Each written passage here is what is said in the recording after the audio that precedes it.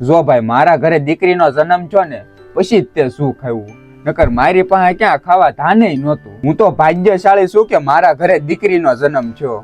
જેવા મારા ઘરે દીકરીના પગ પડ્યા ને એ પછીનું મારું આવ જીવન જ બદલાઈ ગયું. આમ કહો ને તો દીકરીના રૂપમાં છે ને સાક્ષાત લક્ષ્મી માએ અવતાર લીધો હોય ને એવું મને લાગે છે. આમ છું તે સ્ત્રી છે ને લક્ષ્મીમાનું રૂપ જ છે. હા, અત્યારે બધા માણસો છે ને એ માનતાઓ કરીને દીકરા માંગે, અને તોય જો દીકરીનો જન્મ થયો હોય ને તો એ બધા માથાનો બોજ સમજે. હું તો એવું ઈચ્છું છું કે પહેલા તો છે ને દીકરીનો જન્મ જ થવો જોઈએ, સાક્ષાત લક્ષ્મીમાનું રૂપ, પછી ભલે ને દીકરાનો જન્મ થાય. શું કેવું તમારું? હા ઈ તારી હાચવત, પણ અત્યારે બધા માણસો માનતા હોય કે દીકરા જ માગે. પણ અત્યારે કોઈ માણસ સમજતું જ નથી. એલા ભાઈ, તમે જે છોકરી હારે લગ્ન કરીને આવ્યા ને ઈ કોકની દીકરી જ છે, એટલે ભાઈ દીકરી છે ને તો આપણે સેવી. પણ એવું કોઈ સમજતું જ નથી. એલા ભાઈ, દીકરી તો વાલનો દરિયો કહેવાય. હા ઈ તારી હાચી વાત. એક તો છે ભાઈ, મારા ઘરે જો દીકરીનો જન્મ થયો ને ઈ પછી ની તે જાહો જલાઈ આવી, નકર મારે તો સાયકલ લેવાનો વ્યાત નહોતો.